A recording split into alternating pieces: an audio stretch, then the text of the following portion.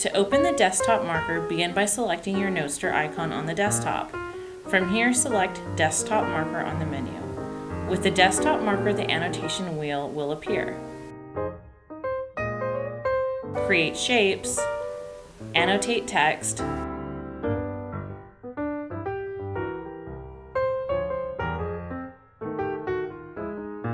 you are able to draw over video,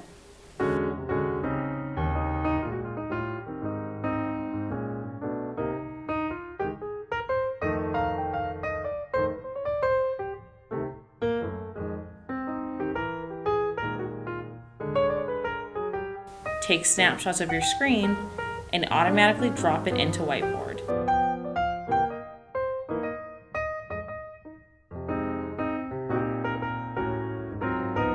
And you are able to type text into the screen.